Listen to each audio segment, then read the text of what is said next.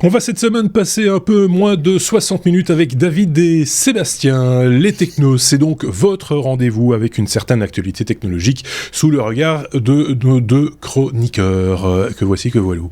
Dans notre abécédaire cette semaine, il est question de la lettre N par exemple comme Netflix et d'un nouveau plan tarifaire, de la lettre T comme télévision que l'on pourrait peut-être regarder au volant d'une voiture autonome, ou comme toujours la lettre T comme Twitter que Elon Musk a toujours en ligne de mire. Ça devient un véritable feuilleton. Il sera également question dans quelques minutes du syndrome d'enfermement, d'où il semble possible de pouvoir communiquer.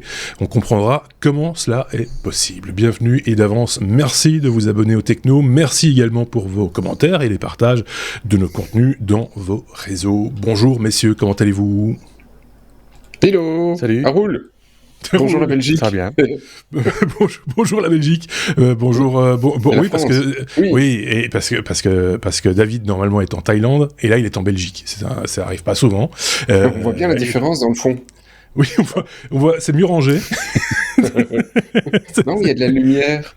Il fait un enregistrement avec de la lumière du jour. Oui, presque, quasiment. Et puis, il n'y a pas les ventilateurs, il n'y a pas tout le bruit qui va autour. Il ne transpire pas non plus sous la... Quoique, il y a quelques instants, David nous disait qu'il faisait un petit peu chaud en Belgique. Le gars vient de Bangkok et il se plaint de la température. J'ai ouvert la fenêtre quand même. Je pense qu'il a chopé déjà un petit rhume belge. Voilà. Vous allez bien, manifestement, vous êtes en forme, donc on va pouvoir tout de suite attaquer notre abécédaire. Avant toute chose, on va remercier ceux qui nous laissent des commentaires de temps à autre, ceux qui nous laissent également des étoiles sur certaines plateformes de podcast ou des pouces par exemple sur YouTube, puisque vous pouvez également nous voir sur notre chaîne YouTube. Tout ça, vous le retrouverez regroupé sur notre site lestechno.be.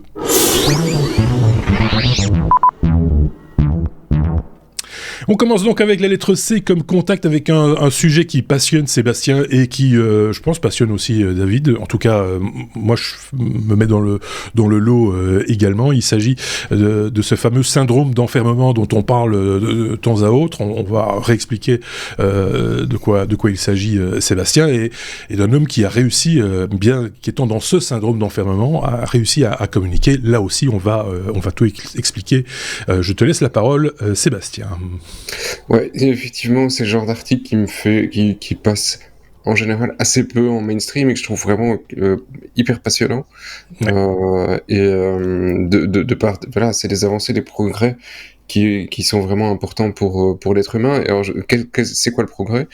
Donc c'est un homme allemand qui effectivement était atteint d'une maladie dégénérative musculaire, hein, donc au fur et à mesure du temps, la plupart des muscles ont commencé à cesser de fonctionner ou ne pouvaient plus les contrôler. Donc c'est quand même c'était définitif. Donc tu vois ton corps s'éteindre tout doucement et tu sais qu'à un moment tu sauras plus respirer, tu sauras plus parler. Et donc c'était le cas. Ça a commencé il y a quelques années, en mars 2019. Donc voyant que ça commence un petit peu à devenir compliqué, il a demandé à une université allemande, parce qu'il savait qu'il y avait des recherches, de dire ok les gars, branchez-moi un truc au niveau du cerveau, donc des petites électrodes, pour essayer de me permettre de communiquer encore à partir du moment où malheureusement je ne saurais plus communiquer. Et donc effectivement c'est l'université de Tübingen, et donc il y a deux gars qui ont dit ouais ok c'est bon, on prend le défi et on va essayer de lui apprendre, parce que le problème c'est de lui apprendre à utiliser ce device pendant qu'il est encore conscient. Et pas malheureusement quand il est déjà quand tu ne sais déjà plus communiquer avec lui. Donc ça pour le moment c'est effectivement une limitation de ce système, et donc ils lui ont implanté, ils lui ont appris à se servir de système pour pouvoir en fait c'est un simple écran avec les lettres, et lettre par lettre avec son cerveau avec un peu d'entraînement il arrivait à choisir ses lettres sur un tableau qui n'existe pas, hein. Donc c'est un tableau que lui a pu voir pendant un certain temps, et effectivement en disant si quand je fais ça j'appuie sur le H, sur le O, sur le etc.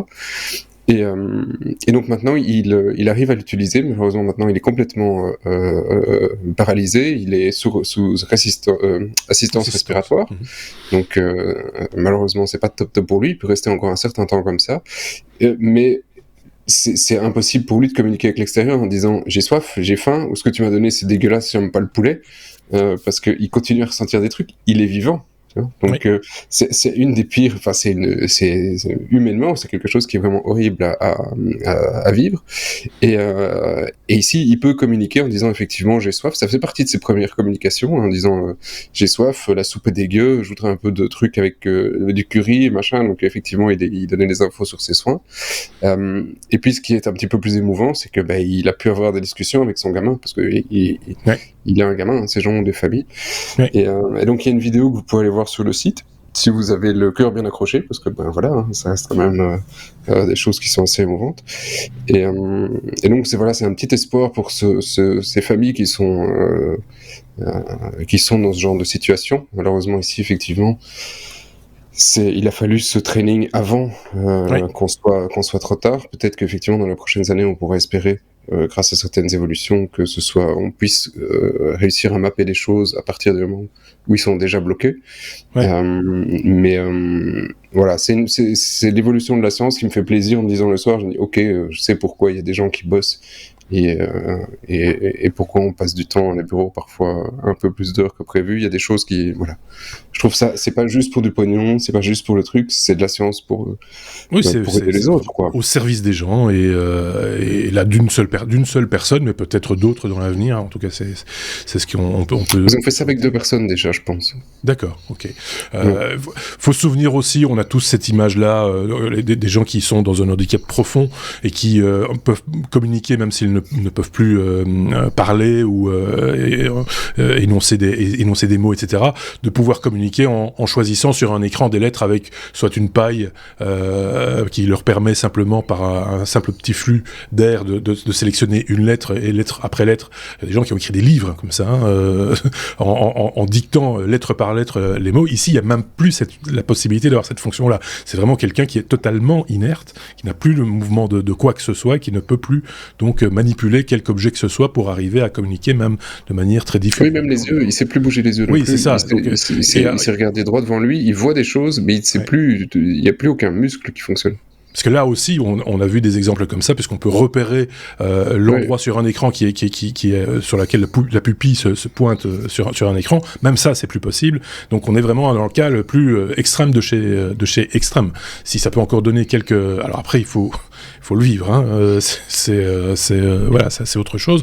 Mais si ça permet déjà effectivement de communiquer avec son entourage et éventuellement pouvoir définir une douleur, par exemple. Enfin, une douleur peut-être pas, parce qu'il n'a plus beaucoup de sens, mais un mal-être ou quel qu'il soit, c'est déjà fantastique. Je sais pas ce qu'en pense David, qui est avec nous, de ce genre d'avancée technologique. C'est génial. C'est en effet génial. Par contre, c'est un syndrome qui fait vraiment peur. J'avais vu un documentaire il y a un certain temps sur un homme qui était comme ça tombé dans un syndrome, mais lui de manière assez soudaine, et il en est sorti. Et en fait, sa famille, il était dans un état végétatif. Il savait pas bouger les yeux, comme ici. Et sa famille pensait qu'il était dans le coma, qu'il était mort, mais en fait, le jour où il est sorti tout d'un coup de ce syndrome, il a raconté son expérience. Et en fait, il était conscient et prisonnier de son corps pendant, je sais plus, c'était plusieurs années. Ouais. Et il entendait, il comprenait, son cerveau fonctionnait parfaitement, il voulait crier, il voulait se débattre, mais plus rien ne fonctionnait. Ouais. Donc, si ça permet à des gens dans ce cas-là de pouvoir communiquer, c'est voilà. Ouais, c'est la lumière au bout du tunnel. Un peu ça, oui. Si je peux, donc on est dans le premier sujet, il plombe l'ambiance. Il est costaud. Il est chaud, quoi. Ouais. Mais ça peut toucher, ce type d'évolution pourra toucher une population qui est bien plus large que ceux qui effectivement sont bloqués dans ce genre de syndrome ou qui sont dans le coma. Mon père est décédé il y a un peu plus d'1 an et en fait il a eu un accident cérébral, donc effectivement une hémorragie, et à partir du moment où on se retrouve dans ce genre de cas, en général les personnes ne savent plus communiquer parce qu'ils ont déjà 50 tubes dans tous les sens.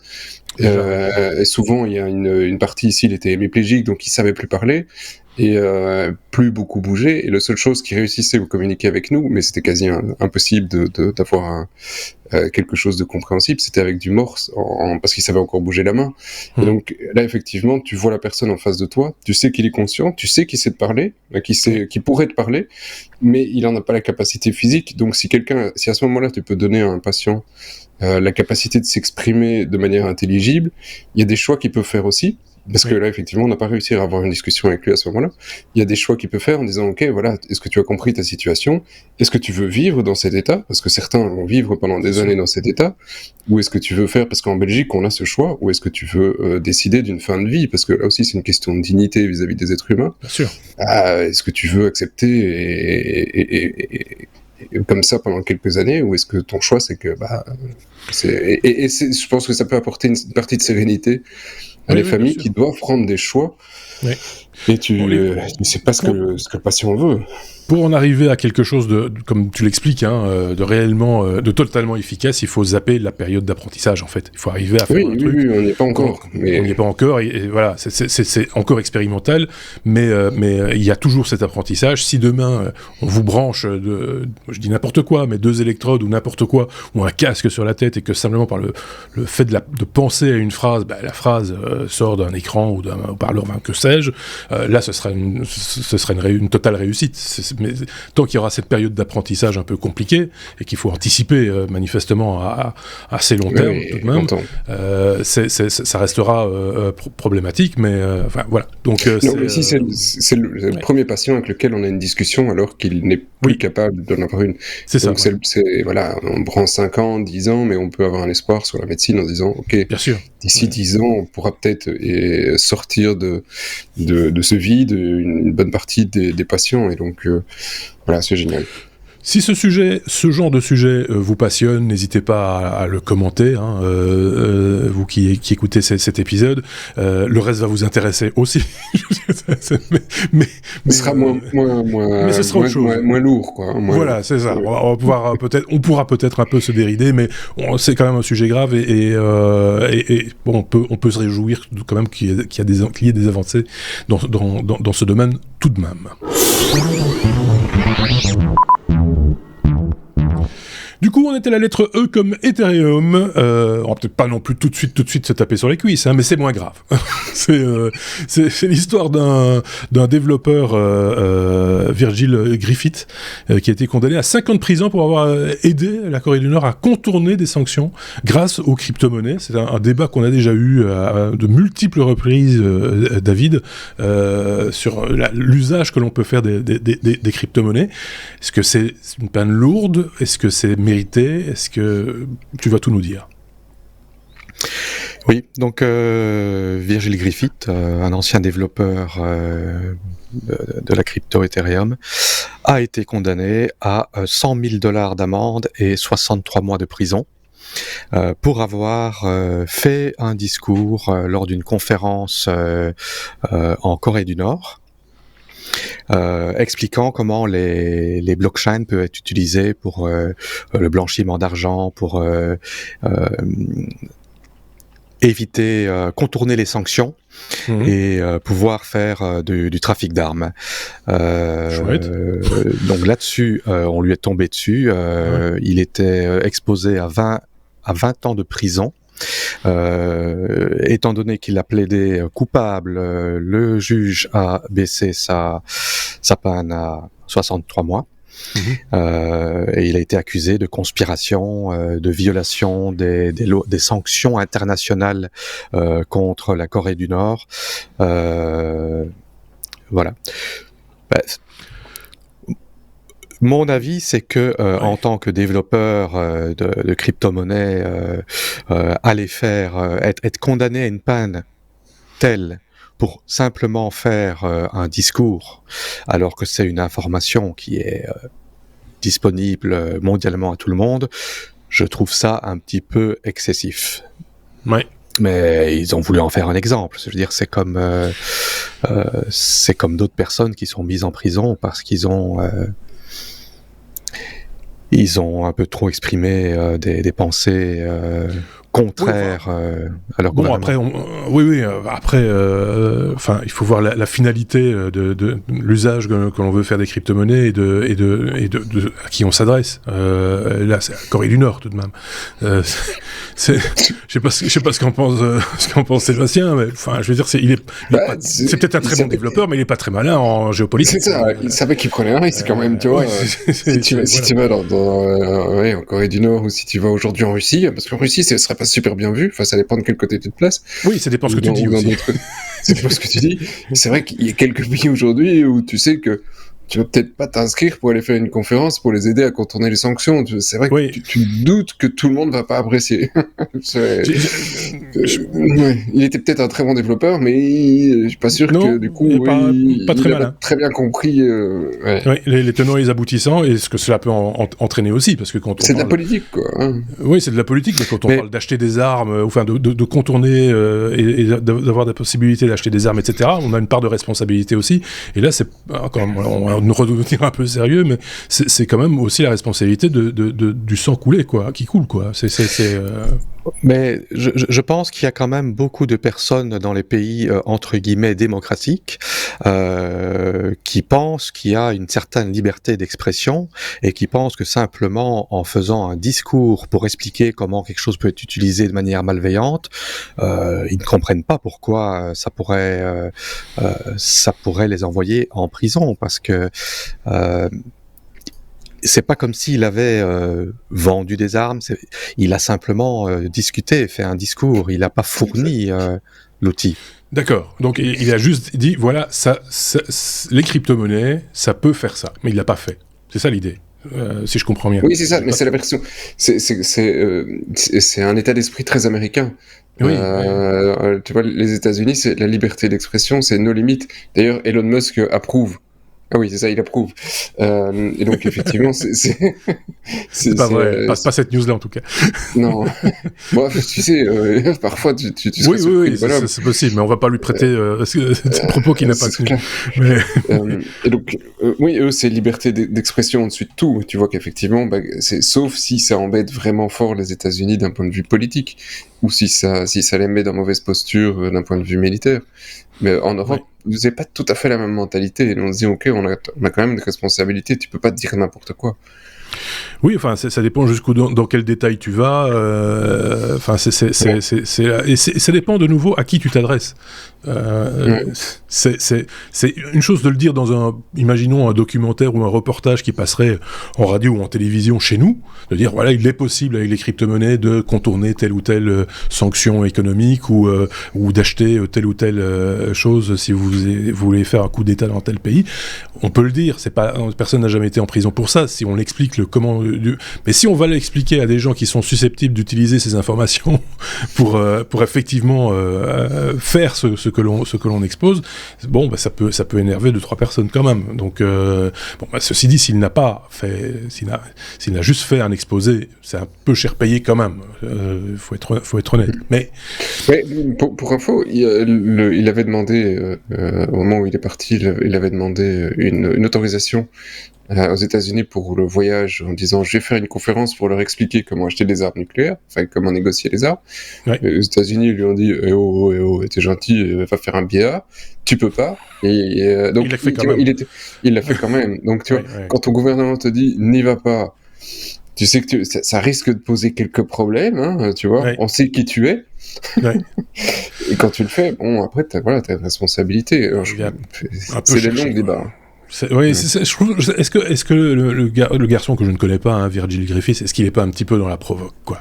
Est-ce qu'il n'a pas voulu essayer de se faire une pub à bon compte qui lui coûte 5 ans de sa vie, mais ou peut-être moins, parce qu'il faut voir encore s'il fera les 5 ans, mais que c'était l'occasion de faire parler de lui dans un certain cercle. C'est la question qu'on peut se poser aussi, hein. Non. Je doute un peu, parce que les prisons aux États-Unis, c'est pas joyeux. Non, d'accord, mais bon, il pensait peut-être pas aller jusqu'à cette extrémité-là. Mais de contourner en disant ouais, je le fais quand même, machin, etc. Et qu'il se fasse il s'attendait peut-être juste à se faire taper un petit peu sur les doigts en disant non, tu peux pas, que ça fasse un petit article dans une presse et qu'il puisse en revendiquer en disant vous avez vu ce que j'ai fait. Possible. Enfin, là, on extrapole, évidemment. Bref, bon, ben voilà. Si vous avez des nouvelles de Virgil, faites-le nous savoir. Elle est tout aussi drôle, cette news. Ouais. Allez. Votre abonnement Netflix va vous coûter plus cher. Poum. Ciao, bim. Bon, préparez les mouchoirs. On va pas pouvoir regarder les séries à bon compte. Il y a plein de choses à dire sur Netflix pour l'instant, mais en particulier, effectivement, c'est ce plan tarifaire qui pourrait être plus abordable, à condition quand même de vous mettre dans une situation qui vous réhabituer à avoir des écrans publicitaires. C'est un peu ça l'idée. Hein. Je dis pas ouais, c'est ça l'idée. Et donc tous les journaux, c'est pour ça que je le mets, parce que je trouve pas la news finalement hyper important, mais tous les journaux titrent plus ou moins la même chose. Netflix va rajouter de la publicité. Alors évidemment, toi t'es en train de payer 10, 15 ou 20 euros par mois, tu dis, gars, va me foutre de la pub dans ma série. Et en fait, non, c'est pas ce que veut faire Netflix. Effectivement, il continue à augmenter les tarifs. Ils l'ont fait il y a quelques mois, mais et ils perdent des utilisateurs, l'on débat. Oui, c'est pour ça que je disais et en fait, ils vont introduire, ils réfléchissent à introduire un nouvel abonnement. Donc on parle pas de rajouter de la pub sur vos abonnements actuels, mais on parle de prévoir un nouvel abonnement qui lui sera plus abordable, mais qui en contrepartie ajoutera de la publicité. Donc c'est la manière dont c'est présenté dans la plupart des médias, je trouve ça assez provoque et assez mal assez malhonnête vis-à-vis de Netflix. Oui, c'est pour faire aussi une accroche un peu choc et un peu putaclic, quoi. Hein, mais comme il y a beaucoup de gens qui s'arrêtent au titre, et on se dit, putain, mais Netflix maintenant, en plus on va avoir de la pub, et donc non, vous n'allez pas avoir de la pub dans vos séries, dans vos films, etc. Sauf si vous décidez de prendre l'abonnement, le nouvel abonnement qui sera moins cher et qui permettrait de la publicité. Donc moi je trouve ça bien si ça peut permettre de donner à des gens qui n'ont pas envie de donner tout cet argent, et qui acceptent de regarder de la publicité, ou qui n'ont pas les moyens tous les mois, qui disent ok, effectivement. Donc c'est un modèle. Il a fait ses preuves depuis des dizaines d'années dans la télé traditionnelle. C'est un modèle qui fonctionne. Pourquoi pas? Je tiens juste à signaler que Netflix ne se gêne pas, Spotify ne se gêne pas pour mettre de la publicité sur des comptes payants existants. Hein. Enfin, donc il y a ce genre certains opérateurs font ce genre de choses. Il ne faut pas dire non plus que tout le monde est innocent et oh là là. Non. Mais là, c'est vrai que la presse, il va un peu à la grosse masse pour taper sur le clou.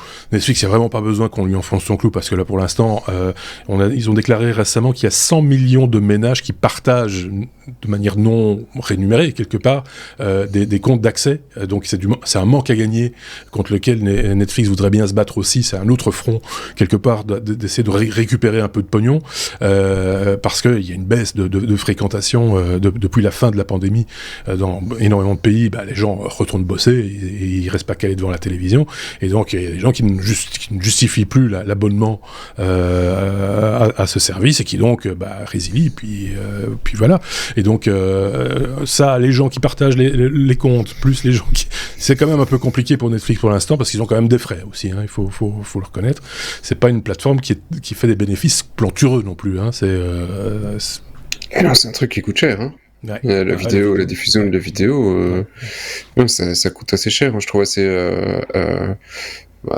J'ai pas mal de respect sur cette plateforme, parce que c'est un des pionniers, et c'est grâce à eux aujourd'hui qu'on a des Disney+, des Amazon Prime, et ils ont ouvert Hulu Max, HBO, etc. Ils ont ouvert le marché, donc voilà, non, et oui, et en plus, non seulement ils ont ouvert le marché, et après il y a une série d'autres acteurs qui sont arrivés et qui leur ont retiré les licences en disant je vais faire plus d'argent à le faire moi-même. Donc même si je regarde assez peu Netflix, d'une certaine manière, pendant les prochaines années, je continuerai à payer un abonnement Netflix pendant quelques années, parce que voilà, c'est une compagnie qui fait en plus non seulement énormément d'innovation, et qui partage, et ça c'est important, parce que vous, pour ceux qui nous regardez, vous voyez bien qu'effectivement il y a une belle barbe d'extrémistes.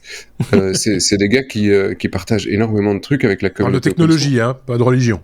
C'est des détails.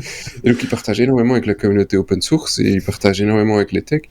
Ces mecs ont permis d'énormes avancées. Donc ce que font pas les autres sociétés. Netflix est un bon exemple là-dessus. Donc soutenez Netflix. Je suis pas un grand fan de Netflix, jamais.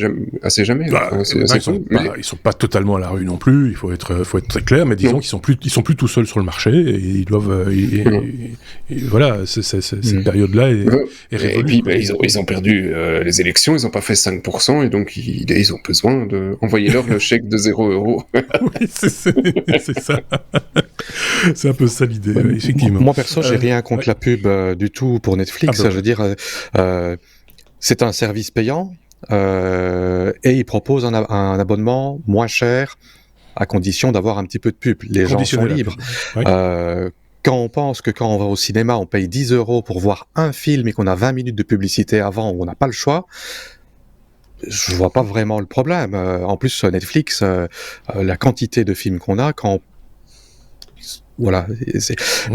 c'était YouTube qui était gratuit avec de la publicité et qu'ils ont décidé de faire YouTube Premium payant pour ne plus avoir de publicité, personne n'a râlé.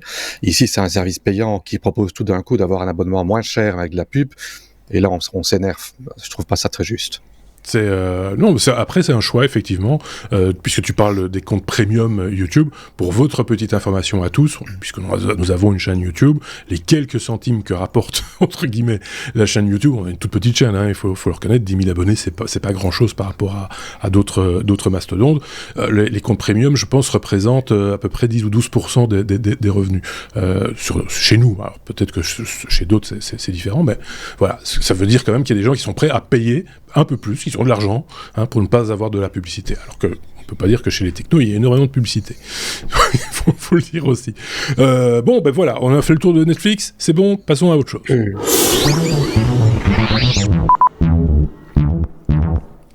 Passons à autre chose, comme par exemple la lettre M comme modèle 3D, David. Il y a des modèles 3D liés à Honda. Le motoriste, Honda, qui doivent disparaître. Tu vas nous expliquer le pourquoi du comment du parce que. Oui, donc voilà, Honda a décidé qu'il ne voyait pas d'un bon œil tous les modèles 3D qui étaient disponibles sur le site qui a été repris par Prusa, qui s'appelle Printables.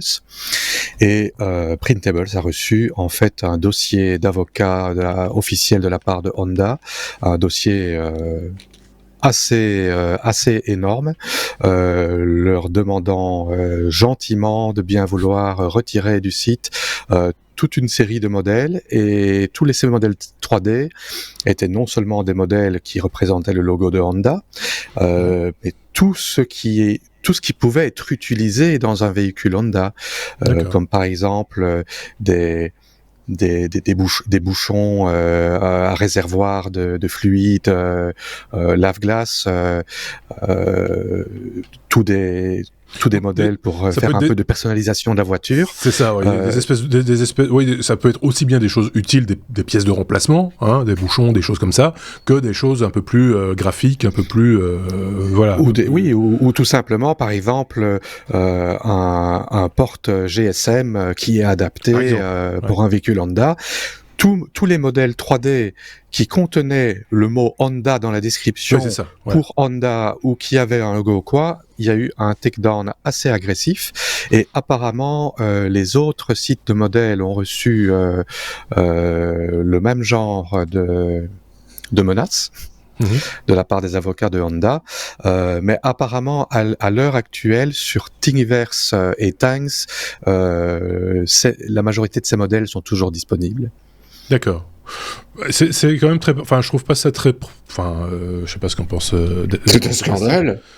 Mais non, mais se battre contre les makers de cette manière-là, c'est un peu scandaleux parce que finalement, si les makers font ce genre d'accessoires ou d'objets, etc., c'est pas pour concurrencer Honda, c'est pas parce que Honda est trop cher ou parce que voilà, on n'est pas dans cet esprit-là. C'est parce qu'ils aiment la marque. En plus, c'est des fans de la marque et c'est surtout parce que le porte de GSM, Honda l'a pas fait eux-mêmes. C'est aussi ça. Je trouve pas ça très normal. Et le bouchon du réservoir de la vitre, si on l'a perdu ou quoi, j'imagine on va au garage Honda, on leur demande un nouveau bouchon, ils vont dire on ne sait pas vous aider. Par exemple. Il faut acheter une nouvelle Honda. Il faut le commander au Japon.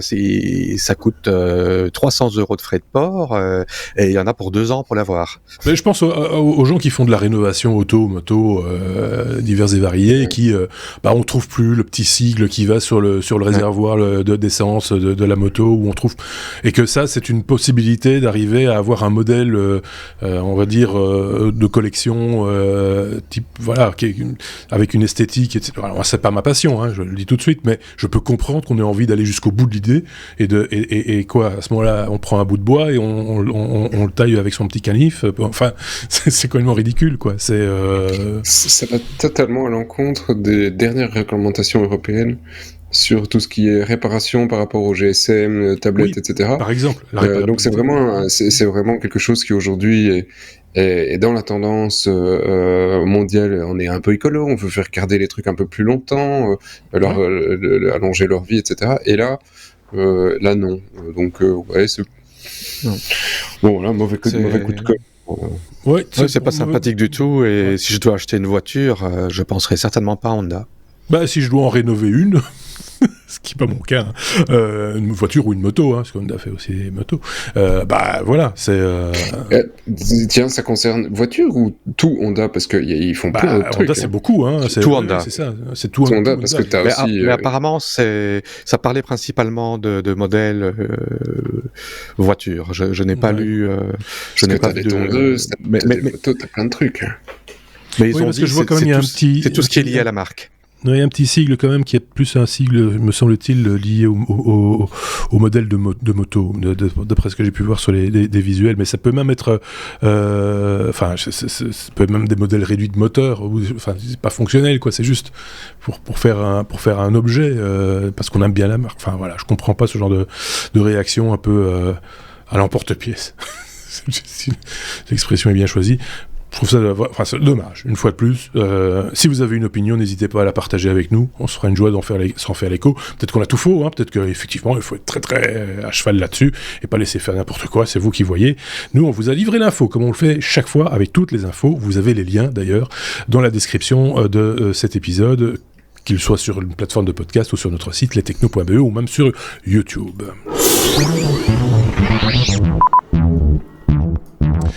La lettre P comme prum, on va dire prum, P-R-U-M, Sébastien, c'est même prum 2 si je dis pas de bêtises. C'est ça, prum. C'est prum, en fait. Mais c'est quoi prum? Qu'est-ce que prum? Prum. Prum, oui. Qu'est-ce que prum? Alors c'est un truc où, de nouveau, j'aimerais que parfois qu'on lise la news jusqu'au bout, et c'est ça qu'ici, je vais prendre le temps de vous expliquer le truc jusqu'au bout, mais ça va aller vite, ne vous inquiétez pas. Donc c'est le principe, c'est l'Europe met en place un système international de reconnaissance faciale. Donc en fait, l'Europe est en train de mettre un système pour que les polices puissent s'interconnecter et faire de la reconnaissance sur nos petits visages pour dire « Hey, c'est Marc !» Alors comme à la chinoise, quoi. À la chinoise. Alors là, effectivement, t'as tout de suite, quand tu lis juste ce titre, et apparemment certaines ONG n'ont lu que le titre, et tout de suite ont commencé à réagir, à sortir des trucs. Oh, on va faire un état policier, ça va être pire que... c'est le truc le plus monstrueux, le pire état policier du monde, pire que la Chine, machin. Et les mecs se font dégommer.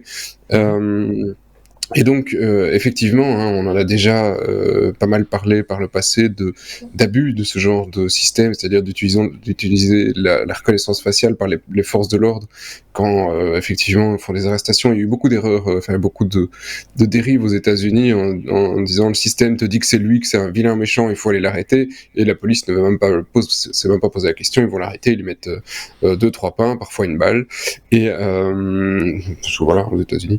Et donc et là, ce système, le système était défaillant. C'est pas du tout le principe de ce que veulent faire ici les 7 pays européens qui étaient à la base de Prüm 1 et puis maintenant qu'on élargit à Prüm 2 avec les 27. Alors les 7 premiers, je vais faire cocorico, parce que si vous nous écoutez, votre pays en faisait partie, parce qu'il y a la Belgique, l'Allemagne, l'Espagne, la France, le Luxembourg, les Pays-Bas et l'Autriche. Donc a priori, on a cité quasi tous les francophones, y compris, sauf la Suisse, mais la Suisse ne fait pas tout à fait partie de l'Europe. C'est pas la même chose. Donc et en fait, donc jusqu'ici, si un gars de la PJ devait faire une reconnaissance faciale, il dit c'est un Français, on est en Belgique, alors tu connais le numéro de Jean en France? Non, attends, hop, il appelle Jean, il dit Jean, j'ai une photo, tu veux pas regarder? Et alors Jean il dit oui, peut-être, et donc 2 mois plus tard, le mec parce que voilà, c'est ça la coopération, peut-être qu'il a regardé la photo et qu'il renvoie les hits. Donc c'est pas évident, il devait demander à chaque fois à leurs collègues qu'est-ce qu'il en est dans les autres systèmes, alors qu'ici on propose de les interconnecter pour que tout le monde puisse effectivement avoir cette information, mais il n'y aura pas un système qui permet à toutes les polices d'avoir accès à toutes les photos d'un coup. C'est un truc que chaque pays reste avec sa base de données, mais il y a des interconnexions qui sont ici prévues pour que les systèmes puissent parler entre eux. Et le système n'est pas prévu pour, en tout cas ce n'est pas le cadre législatif, il n'est pas prévu pour faire de la reconnaissance faciale en temps réel en rue, en disant « c'est Marc, on l'a reconnu, on va le suivre ». Non, c'est pour pouvoir a posteriori, après un crime, et c'est ça la grande subtilité de système qui est mis en place, c'est a posteriori, il s'est passé quelque chose, donc c'est des reconnaissances à froid, comme on dit, on prend la photo, on se dit, c'était qui ce gars qui a déconné là-bas, et alors, effectivement, là on va pouvoir dire, en fait c'est lui, et à ce moment-là on peut commencer un travail d'enquête, pour vérifier si c'est bien lui, si c'est etc. Et donc aujourd'hui, on a ouvert toutes les frontières en Europe. Je pense que ça me semble assez normal aussi que les forces de l'ordre coopèrent de ce côté-là. Moi personnellement, ça me choque absolument pas. Tant qu'il y a un travail effectivement policier qui est fait derrière, pour pouvoir valider que c'est les bonnes personnes, qu'il était là, etc. Et que ça se fasse dans un cadre légal, quoi, juridiquement contrôlé, avec et c'est tout à fait autre chose que un simple gardien entre guillemets, un simple gardien de la paix qui puisse avoir accès à des données personnelles du monsieur qui passe devant lui. Ça n'a rien à voir. C'est pas du tout. C'est pas du tout le système. Donc voilà. Donc il se fait démonter, et je pense que les gens devraient vraiment lire jusqu'au bout le truc.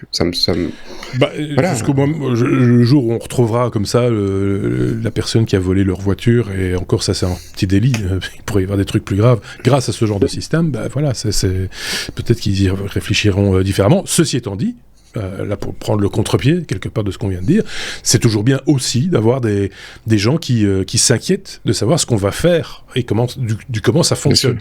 Ça c'est important aussi. Il faudrait surtout pas que tout d'un coup on dise c'est la police qui le fait, t'inquiète. Tu vois, non, il faut pas donner de blanc-seing à personne, il faut rester vigilant, il faut contrôler ce genre de trucs, mais de tirer des conclusions sans avoir analysé, ça par contre c'est dommageable pour tout le monde. Donc voilà, je sais pas ce qu'en pense David, rapidement, parce qu'on est un petit peu à la bourse sur notre petit planning. Oui, rapidement, je suis d'accord. Merci David. Ça c'est rapide, c'est bien, merci. Voilà. J'avais le doigt sur le bouton, il fallait pas me le dire 2 fois. Comme télévision, on va parler de télévision, mais télévision dans certaines circonstances. On a parlé de voitures autonomes il n'y a pas tellement longtemps et de ce qu'on pouvait éventuellement faire pendant que la voiture avance. Il nous donne plein d'idées. Et vous vous doutez bien que Sébastien, il a plein d'idées sur ce qu'on peut faire dans une voiture autonome. Bien sûr. Tu n'as pas le volant, quoi. Oui, mais alors j'en profite pour annoncer qu'on fait un deuxième podcast le soir, et donc ça s'appelle les Techno 18+, où on vous explique tout ça. Vous pouvez toujours chercher. C'est un petit peu plus confidentiel, chercher, mais voilà, il y a plein de trucs sur les voitures autonomes. Et donc, on devrait faire des tests. Franchement, ça nous donne plein d'idées. On va se lancer, on va faire ça sur tout l'été. On va vous faire un de ces programmes. Rien n'est vrai sur une autre plateforme. Je pense que c'est un message que Sébastien essaie de me faire passer un message. Et donc, voiture autonome, qui dit voiture autonome, dit effectivement, la voiture, elle roule toute seule. Jusque-là, vous avez compris, hein, vous êtes quand même intelligent si vous nous regardez. Salut. Et donc, pendant qu'elle roule toute seule, honnêtement, a priori, on s'emmerde. Hein, soyons clairs. Déjà, la route, c'est pas le fun. Alors, si en plus la voiture, elle roule toute seule, qu'est-ce que tu veux? Donc, tu t'emmerdes. Et aujourd'hui, le système d'infotainment, quand la voiture, elle roule, écran noir. C'est le principe, hein, pas question que le conducteur il regarde la télé, hein, et donc ou GSM ou quoi que ce soit, et donc nos amis anglais se sont dit, en fait, quand la voiture elle roule toute seule, peut-être que la télé on peut, non? Et les gars disent, la télé c'est quand même important. Oui, quand même. Et donc maintenant dans l'infotainment, la télé va être autorisée, y compris pour le conducteur. Y compris donc pour le gars qui est assis au siège conducteur. Dans le tableau de bord, quoi. Ouais. Dans le tableau de bord, pendant que la voiture est en mouvement, à condition, la condition est importante, à condition qu'il puisse reprendre le volant. Donc voilà, il doit toujours être disponible pour reprendre le volant si la voiture lui dit, et la voiture doit pouvoir, en cas de problème, détecter qu'il y a un problème, et à ce moment-là, lui couper la télé en disant « Page de pub, tu vas reprendre le volant et la suite de votre émission dans 5 minutes. » Donc le système doit être un tout petit peu intelligent, mais dans ces cas-là, la télé sera autorisée dans la voiture pour effectivement... pour ne rien perdre.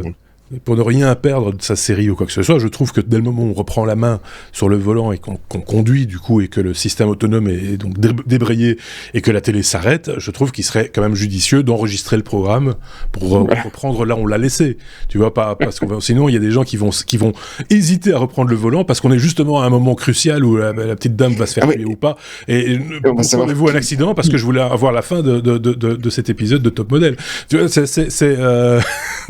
faut faire attention à ce genre de détails aussi. Le bouton conduite autonome, c'est pas le bouton pour allumer la télé. Faut pas mélanger les genres, quoi. Voilà. Petite subtilité quand même dans le truc, c'est que les smartphones sont toujours interdits. Parce que le smartphone, lui, ne peut pas savoir que la voiture a besoin que tu conduises, a besoin que tu reprennes le volant, et donc comme lui n'aura pas cette capacité, ou en tout cas il estime que ce ne sera pas possible, donc le smartphone reste interdit. D'accord, ok. C'est logique, à la base tu te dis c'est con, oui, mais en fait, c'est logique. Et pour les gens qui s'endorment devant leur TV, ils s'endorment devant la TV, la voiture leur dit reprends le contrôle, ils coupent la TV, mais ils sont en train de ronfler. Oui, ça peut être, s'ils ont le sommeil lourd, en plus ça peut être dangereux, effectivement.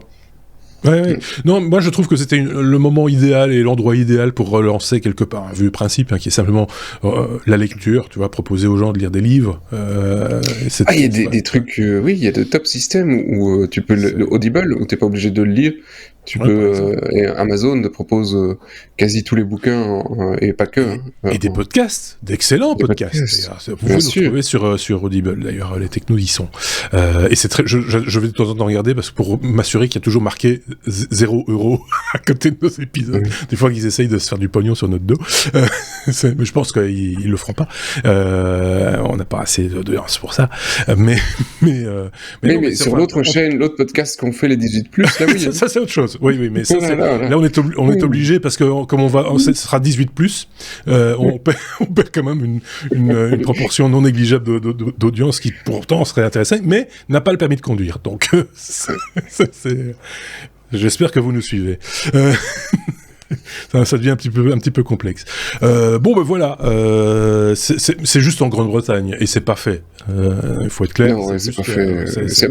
Si, la loi c'est fait. La loi c'est fait, mais je veux dire, il n'y a pas de voiture autonome avec des téléviseurs. Enfin, les voitures ne sont pas équipées dans ce sens-là. Donc voilà. Attends, c'est là que c'est le plus drôle. Moi, j'adore les amis anglais. C'est que cette loi elle est prévue. Par contre, il n'y a encore aucune loi en Angleterre qui autorise les voitures autonomes. Donc cette news. Donc le mec il est déjà dire je veux la télé. Oh, mais la voiture, attends, on va voir ça après. La télé est autorisée mais pas la voiture. C'est particulier. Voilà, Oui, ça complique un peu le jeu effectivement. Donc et en plus de ça, en Grande-Bretagne, tous les ronds-points qu'il y a, c'est compliqué des fois pour les voitures autonomes. Et en plus dans le sens inverse. En plus dans le sens inverse. Mais enfin ça, pour vous, pas pour moi. C'est une donnée pour le pilotage automatique, c'est pas voilà, mais bon, ok, passons à autre chose. La suite du feuilleton Elon Musk Twitter, David, tu voulais nous en remettre une petite louche parce qu'effectivement, depuis l'épisode précédent, et on l'avait d'ailleurs précisé dans l'épisode, même précisé l'heure, parce que tout peut aller toujours très vite avec Elon Musk, on avait dit, voilà, l'état actuel des choses, et quelque part, tu as pris la décision de faire le point, et ça ne vaut de nouveau que pour l'instant où on en parle, mon bon David, puisque, je le rappelle, nous enregistrons le jeudi soir, nous sommes le 21 avril, il est, quelle heure il est 21h25, voilà, tout à fait précis. Si ça se trouve, tout peut changer à 22h. Donc, il ne faut pas nous en tirer rigueur. David, où on est Ça, c'est clair. Donc, pour rappel, Elon Musk avait racheté 9% d'actions de Twitter en voulant prendre une place dans le conseil d'administration. Il y a eu un rebondissement où Twitter a une pilule empoisonnée où ça leur permet de pouvoir ressortir des actions et augmenter le prix de rachat de nouvelles actions au cas où il arriverait à 15%. Et Elon Musk avait annoncé qu'il était prêt à racheter Twitter au complet, qu'il avait envoyé une offre, et là, la nouvelle du jour d'aujourd'hui, 21 avril, c'est que Elon Musk a proposé son plan de rachat et de financement, où en fait il va débourser 21 milliards en équité personnelle, à lui seul, et 25 milliards en prêt à diverses banques. Et la Twitter a en effet confirmé qu'ils ont bien reçu une offre de rachat d'Elon Musk et qu'ils allaient analyser le dossier de manière approfondie. Donc ils ne disent plus qu'ils sont complètement contre. Ouais. Et il y a quelques jours encore, on disait ouais bon c'est encore Elon qui veut faire parler de lui, etc. Mais bon voilà, maintenant il faut savoir que sa fortune personnelle est montée à plus de 240 milliards de dollars. Ah oui, quand même. Ça a triplé en un an. Ouais. Donc pour lui, 240 milliards de dollars, il met 21 milliards personnels, c'est même pas 10% de ce qu'il a. Je veux dire, c'est un petit caprice de riche, quoi. Je trouve qu'on vit une époque quand même formidable et quelque part inquiétante aussi. On balance des chiffres, on parle de milliards de dollars.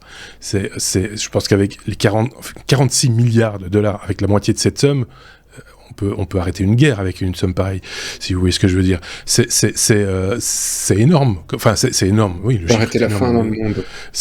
Oui, par exemple, c'était une question qui s'était posée à un moment donné. Quelqu'un avait dit X milliards, et on n'a jamais eu la réponse en bout de course, parce que les gens qui avaient lancé cette idée-là n'ont pas été jusqu'au bout de l'idée. Il avait provoqué en lui-même en disant prouvez-moi qu'avec autant de milliards, on peut arrêter et je vous les donne. Et personne n'est revenu derrière avec un bilan comptable en disant ben voilà, on va faire ça comme ça, on va acheter ça, on va faire... Et voilà, parce que c'est peut-être les solutions sont peut-être pas aussi simples qu'on l'imagine, mais malgré tout, on est quand même devant des sommes qui défient le bon sens, quoi. Oui, Sébastien. C'est astronomique. Ouais, et quand tu parles de fin dans le monde, ça me fait penser, je sais, est-ce que vous savez combien de gosses a Elon Musk? Je trouve ça assez exceptionnel. Quel rapport avec la fin dans le monde? Eh ben oui, parce que lui, il estime, ben si, parce que fin, à chaque fois, on lit toujours le fait qu'il y a beaucoup de personnes, et donc il faut pouvoir nourrir tout le monde, blablabla. Et lui estime, dans certaines interviews, on peut retrouver ces passages, c'est que lui estime qu'on est trop peu sur la Terre, qu'on est en déclin et qu'il faut faire beaucoup d'enfants. Donc lui, on a déjà... Il trouve, oui. Et donc lui, il en a déjà fait 7. D'accord, ok. Bon, avec 5 ou 6 femmes différentes. Hein. Je me demande où il trouve ces chiffres démographiques. Par contre, c'est un peu particulier quand même. C'est voilà. Ok. Ce monsieur continue à nous étonner. Hein.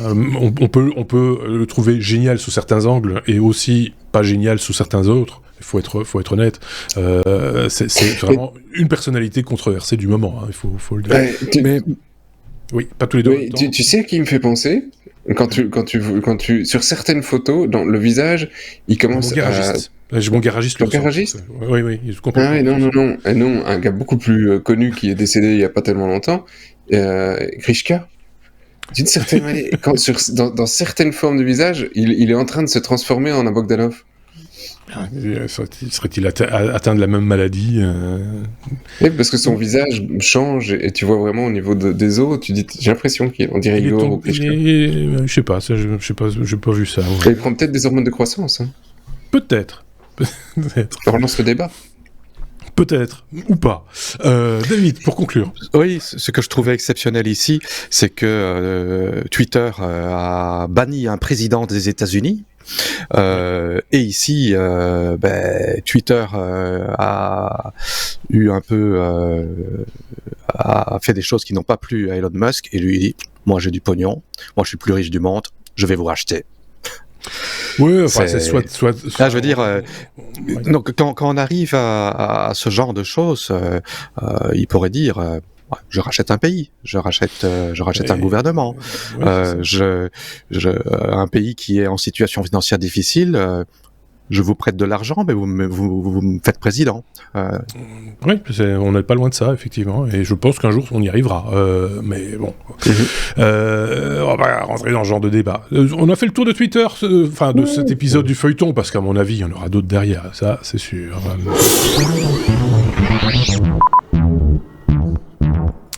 Et nous voilà arrivés à la lettre W comme Windows. C'est décevant ton truc. Bah oui, je sais, je suis désolé, mais cet épisode est décevant. Oui, déjà, ça commençait super mal. C'est triste, on avait la larme à l'œil. C'était triste, c'était voilà. Windows. Et on termine avec, je suis désolé. Windows. Alors sous Windows, il existe un outil pour activer le Google Play Store. Je l'ignorais. Apparemment, je faisais bien de l'ignorer parce que c'est un malware, David. Voilà, donc Windows 11 qui avait annoncé qu'ils allaient apporter sur les PC le support des applications Android a fait beaucoup parler de lui parce qu'en fait ça c'était pas via le Google Play Store, c'était via le Amazon Store et c'est pas très pratique parce que les gens sont habitués pour leur application Android de les télécharger sur Google Play Store. Et un outil Windows Toolbox qui permettait d'installer le Google Play Store sur PC était en fait un malware qui derrière infectait les ordinateurs avec des scripts et logiciels malveillants, des cheval de Troie, des exécutions de scripts PowerShell et tout ça de manière qui passait à travers tous les antivirus. Voilà, je suis un peu... Oui, je suis un peu déçu sur Microsoft parce que il devait bien se dire que faire la publicité de la compatibilité avec les applications Android sans travailler avec Google pour fournir Google Play Store sur Windows, ça allait amener à ce genre de choses. Ça me semble tout à fait inévitable. Et ce qui était inévitable n'a pas été évité. Et eh oui. Par contre, bon, c'est C'est une petite nouvelle, mais d'un autre côté, étant donné qu'il y a quand même pas mal de gens qui sont peut-être pas derrière les nouvelles récentes, oui, on voit un outil qui s'appelle Windows Toolbox, qui était réputé. Voilà, les gens ne s'en rendent pas compte qu'en fait, ils installent voilà. Et typiquement, ce genre d'application s'adresse quand même à un public assez large. Je trouve, c'est pas un public de dev ou de, ça ratisse large, quoi. Et donc du coup, la cible est magnifique parce que là, une install en plus, allez-y, et je donne les droits, youpi, et à tout ce qui est, toutes les occurrences, etc. partent dans tous les sens et c'est la fin du monde, quoi. Sébastien, je t'ai entendu émettre un son. Non, c'est une machine qui a fait tululu. Moi j'ai dit sinon. Elon Musk, il s'en fout en fait de Windows. Il dit qu'il va racheter de toute façon. Il va racheter, ouais. Si ça valait quelque chose, si ça valait quelque chose, il l'aurait déjà racheté. Non, c'est ça l'idée. Qu'est-ce que tu en penses de cette histoire de Play Store, de Google Play Store, enfin de malware? Bon, c'est pas la version Microsoft. C'est après t'installes un truc à côté. Ouais, bon, bah effectivement. C'est moisi, hein. C'est moisi. Ça fait quelques années que je n'installe quasi plus rien qui vient du web sur ma machine, mais c'est des machines de dev. J'ai l'impression de devenir un vieux graboucri qui n'installe que des trucs pour programmer, mais finalement, du coup, je me sens bien en sécurité. Tout vient du web. Il fait plus, de toute façon, il se sert plus des ordinateurs. Sébastien, il développe. J'écris du texte du matin au soir. Oui. Donc, tu vois, tu me files une machine à écrire, je suis content, moi. Dans des blocs-notes. c'est presque ça. Oui, c'est ça. C'est un peu indexé et arrangé, mais c'est ça, en fait. Hein. C'est ça. Donc, ça me touche presque plus. Ouais. C'est triste, quelque part. C'est triste, c'est ça. Oui, c'est vraiment, c'est pas aussi triste que le premier sujet, mais c'est triste. Bon, pleurez avec nous. Oui, ben c'est ça. Une conclusion, David, sur ce sujet, en tout cas. Ou pas? Non. C'est ça. On s'en fout. Non, finalement, on est d'accord, c'est bon. Ok. Non, tant pis. Faut décider plus vite. C'est pas assez rapide. Tant pis. Ah mais non, ça c'est pour pas être assez rapide, t'es pas assez rapide, ça c'est clair. C'est la fin de cet épisode 350. Évidemment, on n'a pas tout dit, il y a encore des choses à dire. Il y aura donc du coup un bonus à venir. Il est peut-être même déjà là, parce que je n'ai aucune idée de l'heure et du jour pendant lequel vous écoutez nos épisodes. Donc si ça se trouve, le bonus est déjà disponible et vous allez pouvoir vous faire une tournée supplémentaire de 15 minutes. C'est la durée d'un bonus chez les technos, vous le savez. Merci beaucoup Sébastien, merci David, merci tous les deux. Passez donc une très très bonne semaine et on se dit à très bientôt, évidemment, pour un nouvel épisode des technos.